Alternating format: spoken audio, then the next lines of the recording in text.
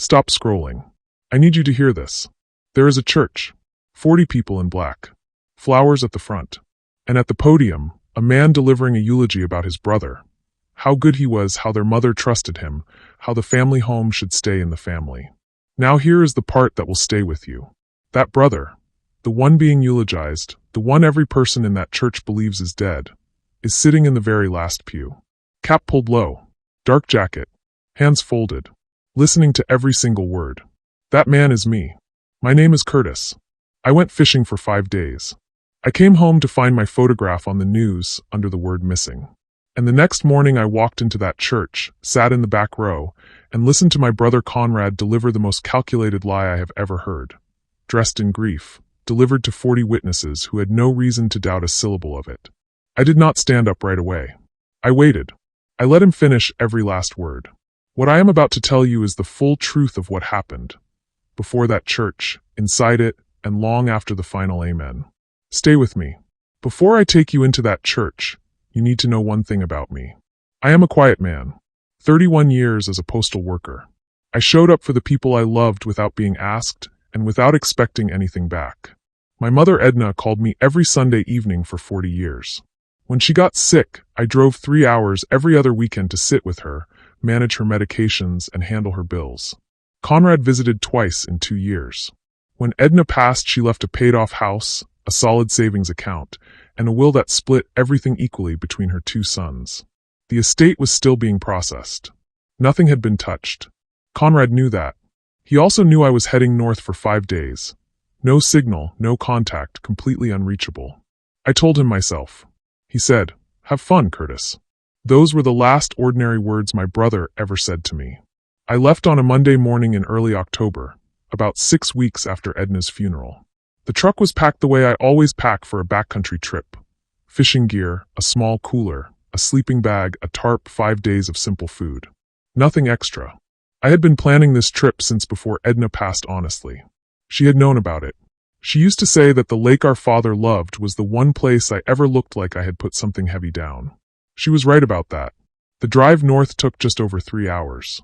The road narrows as you get closer, the trees thickening on both sides, the sky getting bigger the further you get from town. I have always loved that drive. It feels like the world exhaling. When I reached the trailhead, I did what I always do. I locked my wallet, my phone, and my truck keys inside the cab. That is standard practice for anyone going deep into backcountry for several days. You do not want to be 2 miles and over rough terrain and lose your keys or your identification in a creek crossing. You leave them locked safely in the vehicle, and you pick them up when you come back out. I shouldered my pack and walked into the trees without looking back. The first 2 days were everything I needed them to be. Cold mornings with that particular mountain silence that you cannot describe properly to someone who has never heard it. Not just the absence of noise, but the presence of something else entirely. Good fishing. A fire each evening. I thought about Edna. I thought about my father who had fished this same lake 40 years before me and taught me how to read the water. I thought about Arlene. I thought about how fast a life moves when you are not watching it carefully enough. I did not think about Conrad. I did not think about the estate. I did not think about anything that had a deadline attached to it. On the second night, the sky changed. I noticed it around sunset. A low, heavy band of cloud building in the south, purple-gray, and moving faster than clouds usually move in that country. I relocated my camp to higher ground before dark and secured everything down. By midnight, the rain was coming in hard and sideways, the kind that turns mountain trails into rivers and river banks into something unrecognizable by morning. I sheltered under my tarp on high ground and listened to the storm work through the valley below me. I did not know what it was doing down there. I did not know about the flooding. I did not know that the river running 3 miles below the trailhead had pushed over its banks and sent a wall of debris downstream. I did not know that a body had surfaced in the water, a man, unidentified, wearing dark clothing, no identification on him anywhere. I did not know that rangers had found my truck sitting alone at the trailhead the following morning, wallet and phone and keys locked inside, with no sign of the owner anywhere on the trail. A missing persons report was filed. The unidentified body was connected to my name. My photograph went out on the local news. I was sitting on a rock watching the water clear after the storm, drinking coffee from a tin cup, feeling more at peace than I had felt in months. What Conrad did in the 4 days I was still in the backcountry, I did not learn until later. But once I learned it, the picture was complete, and there was not a single piece of it that I misunderstood. The county sheriff's office reached him by phone on Wednesday afternoon, 2 days after the storm. The deputy explained that a missing persons investigation was open, that a body matching my description had been recovered downstream, and that the situation was still being assessed pending formal identification. Conrad asked 2 questions. Not is there any chance he is still alive out there? Not how certain are you that it is him? Not a single word of the dozen things a man asks when he is hoping with everything in him that the news is wrong about his brother. He asked about the timeline for official identification, and he asked who the next of kin contact would be going forward. 11 minutes after that call ended, he was on the phone with the estate attorney. Not our cousins, not Edna's sister, not a neighbor or a friend or anyone who would have been a natural first call for a man receiving devastating news about his only brother. The estate attorney. 11 minutes after the sheriff's department told him I might be dead. He told the attorney that he was the sole surviving heir and requested that the estate process be moved forward under next of kin emergency provisions, using the open missing person status as the legal basis for urgency. The attorney was careful. He paused proceedings and told Conrad that nothing could move without official death certification. That pause, that one cautious decision by a thorough attorney, is the reason Conrad did not succeed. But Conrad did not stop there.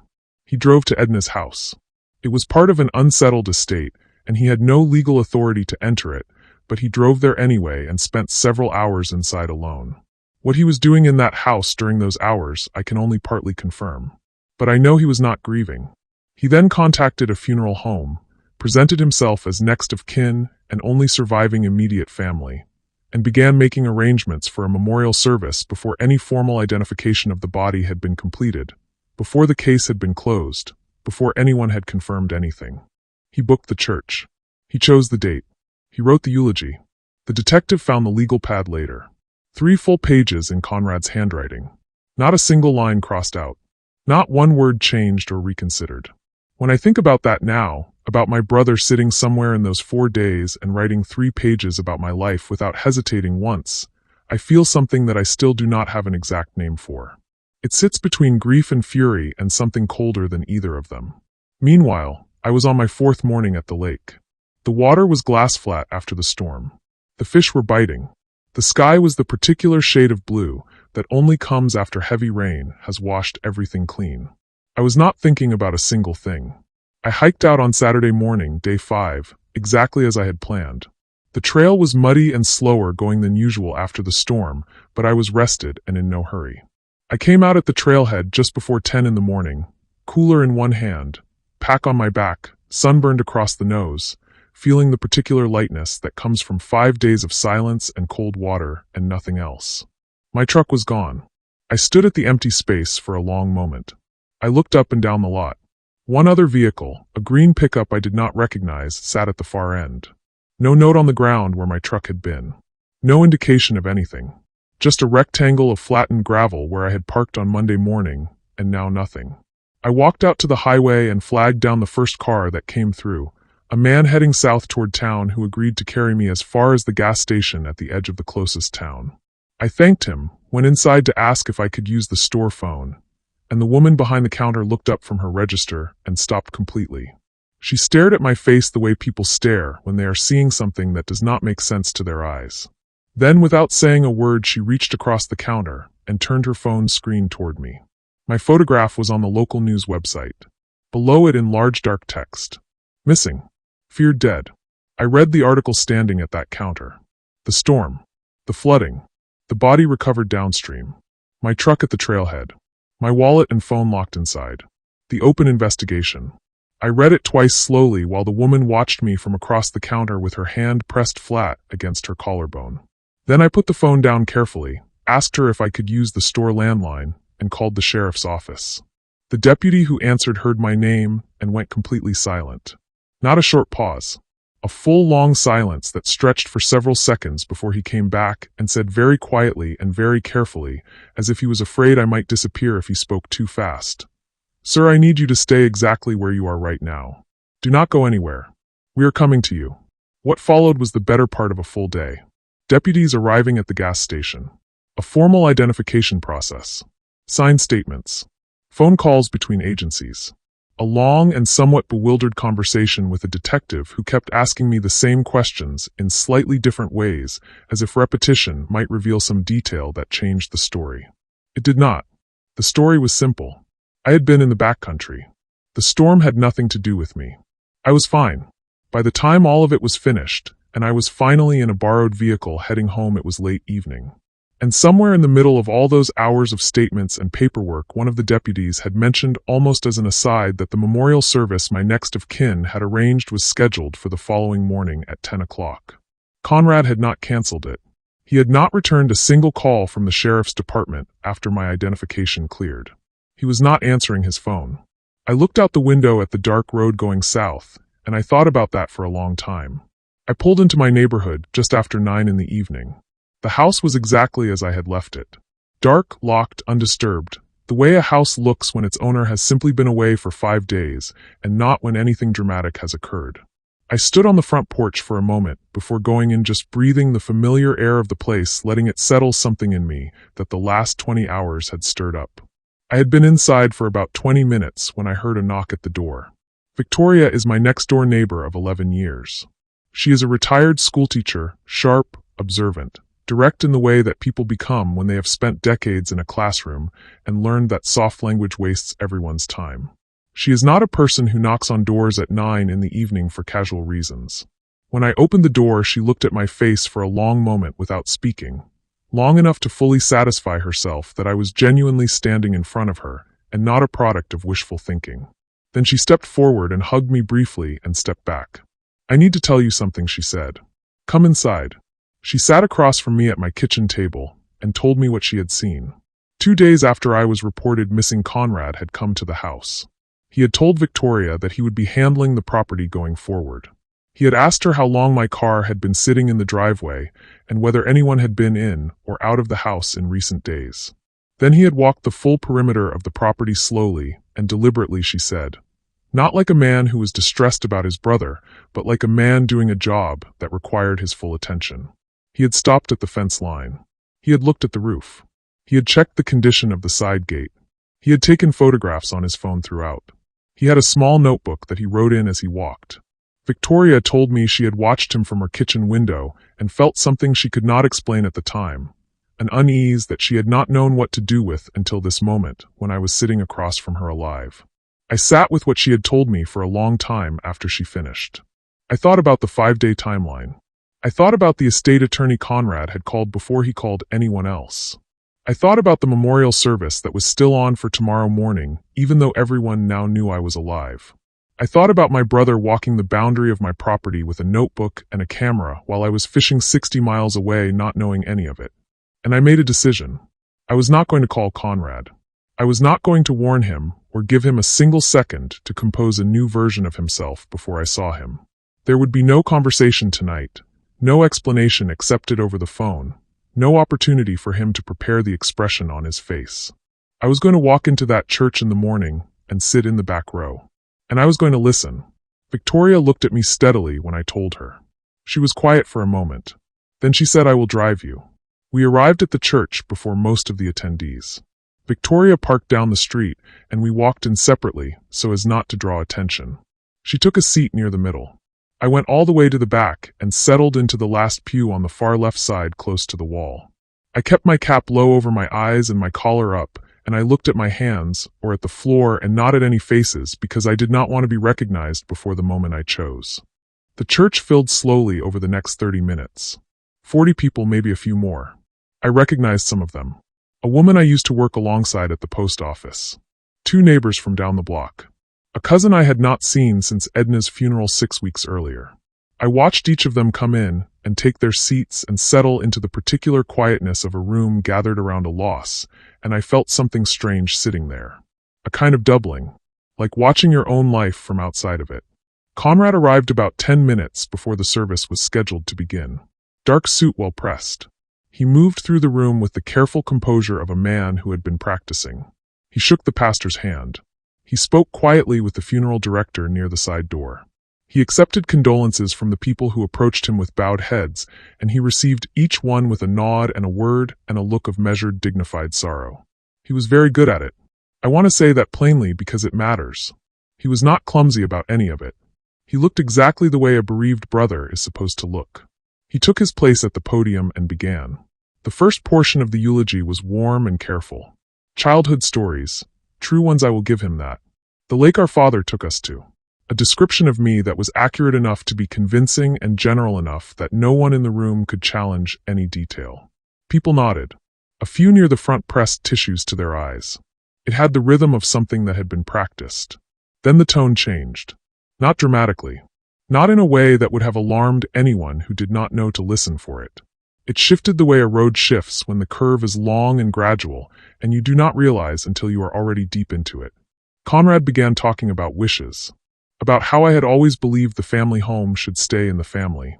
About how our mother had placed her trust in him to handle things properly and with care. About how I would have wanted everything kept close and simple and looked after by someone who understood what it meant. He spoke about the estate, not directly, not with the legal language that would have made it obvious, but clearly enough that anyone paying careful attention would understand that he was drawing a map of what was going to happen next, and casting himself as the only logical person to hold the pen. He used the word we several times. He meant I. He talked for 11 minutes. I know because I counted. I sat in the back pew of that church, and I listened to my brother use my own funeral as the opening move of a property transfer. He dressed it in love and family loyalty and the language of honoring the dead, and he delivered it to 40 people who had absolutely no reason to question him. It was constructed and deliberate, and it was delivered without a single tremor in his voice. It was the most carefully built lie I have ever heard in my life. I waited until the final amen. I waited through the moment when the pastor bowed his head, and the room went into that particular hush that follows a closing prayer. I waited while people began to exhale and shift and reach for their jackets, and turn to one another with the soft, careful exchanges that happen at the end of a service. I waited until Conrad had stepped down from the podium and was standing near the front receiving the first of the after-service condolences, his hand extended toward the pastor. Then I stood up. I came out of the last pew and began walking forward through the church at an even, unhurried pace. I was not rushing. I was not performing. I was just walking forward through my own funeral the way a man walks through a room that belongs to him. The first people to see my face were a couple seated near the center. The woman saw me first, and I watched her expression go from soft funeral composure to something that had no word attached to it, and she reached sideways and gripped her husband's arm without making a sound, and he turned, and whatever was on my face made him freeze where he sat. That stillness began to move through the room from the back to the front like a slow wave. A ripple of silence replacing the soft murmur of the after-service, moving row by row toward the front. People turning, hands stopping mid-motion, voices cutting off. The room going quieter with each step I took until by the time I was halfway to the front, there was no sound in that church at all. The wave reached Conrad while he was mid-handshake with the pastor. He turned. I think he turned because the pastor's face changed, because the pastor was looking past Conrad's shoulder, and whatever he saw there made whatever he was about to say disappear from his mouth. Conrad turned. The yellow legal pad with the 3 pages of eulogy was still in his left hand. His right hand was still raised, the handshake suspended in the air between him and the pastor, completely forgotten. I watched the color leave my brother's face. Not slowly. All at once, like something inside him had been switched off. It left his cheeks first, then his lips, then whatever light had been behind his eyes. The man standing beside him reached out instinctively and touched his arm, and Conrad did not react to it, did not look at who had touched him, did not move at all. I stopped 6 feet away from him. The entire church was silent. 40 people, not one breath that I could hear. I looked at my brother for a long moment. Long enough to let him fully understand that I was real. That I was standing there in front of him in the same body he had just delivered 3 pages of eulogy about. Long enough to let the weight of everything those 3 pages had been built on land fully on both of us. Then I said it. Quietly. Clearly. Without raising my voice by a single degree. That was a fine speech, Conrad. But I would like my house key back. The sound that came from somewhere behind me was not a gasp and not a word. It was something in between, something involuntary, the sound a room makes when its collective understanding of what is happening shifts in an instant. The legal pad dropped from Conrad's hand and hit the floor with a flat, sharp crack that carried all the way to the back wall. My brother sat down in the front pew the way a man sits when his legs have simply decided they are finished with the current situation. He sat down and he put his hands on his knees and he stared at the floor and he said absolutely nothing. The pastor, to his credit, put a hand on Conrad's shoulder and looked at me, and I looked back at him, and I think in that moment we both understood that the service was over. I did not speak to Conrad that day. Not in the church and not in the parking lot, and not on the phone that evening when he called twice and I let it ring both times. I was not ready for whatever performance he had prepared for that conversation, and I was not in a place where I trusted myself to have it calmly and carefully, which is the only way I was going to have it if I was going to come out of it with what I needed. What I needed first was information. I was at the estate attorney's office first thing Monday morning. I sat across from him and told him to walk me through every contact Conrad had made during the 5 days I was missing, document by document, phone call by phone call. The attorney was thorough and visibly uncomfortable, which told me something before he said a word. Conrad had called the office 3 times. The first call the attorney said was the day after the missing persons report was filed. Conrad introducing himself, providing his contact information, letting the office know he was the next of kin and would be the family's point of contact going forward. Reasonable enough on its surface. The second call was to ask general questions about the estate timeline. The third call was the one that mattered. On that third call, Conrad told the attorney that he was now the sole surviving heir and asked that the estate be moved forward under next of kin emergency provisions. He cited my missing person status as grounds for urgency. He asked how quickly the house and savings account could be formally transferred given the circumstances. The attorney had paused proceedings at that point and told Conrad that nothing could move without an official death certificate and that the situation was still under active investigation. That pause protected everything.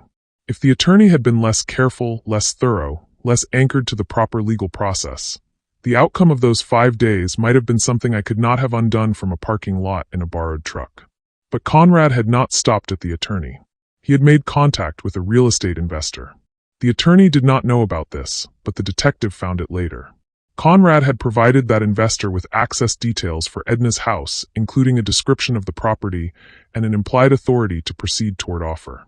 A written cash offer had been received. Conrad had also walked into the branch where Edna's savings account was held and had attempted in person to initiate a beneficiary claim presenting himself as sole heir.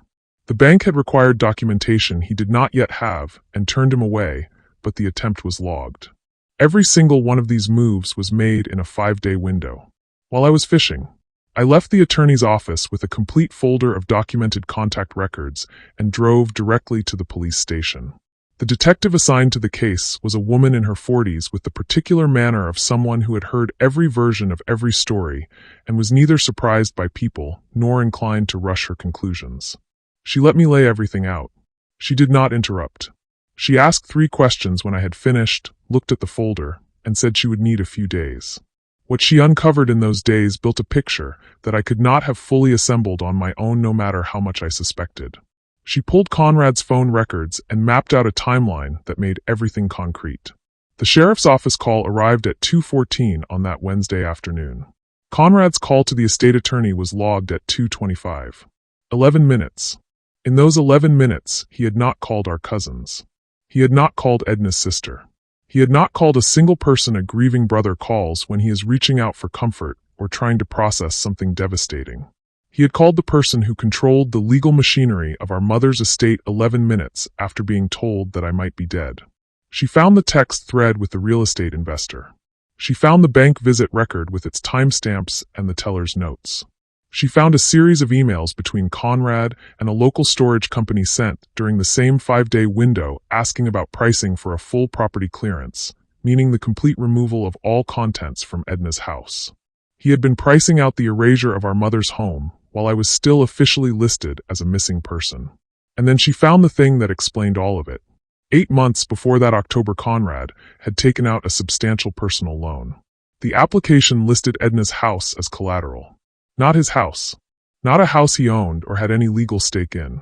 Edna's house. A document had been submitted that misrepresented his relationship to the property. The loan company had processed it without catching the misrepresentation. Conrad had been making minimum payments on that loan for 8 months and falling further behind each month, and the loan company had sent 3 formal demand letters in the 6 weeks since Edna had passed. The same 6 weeks since the estate had entered legal processing, and Conrad's ability to quietly use the property value to settle the debt had been frozen. He had been cornered. The debt was mounting. The estate was locked. He needed it unlocked, and he needed to be the only person standing to receive it. I had not been a grieving loose end to my brother. I had been a financial obstacle, and the flooding had looked for exactly 5 days like the cleanest solution he had ever been handed.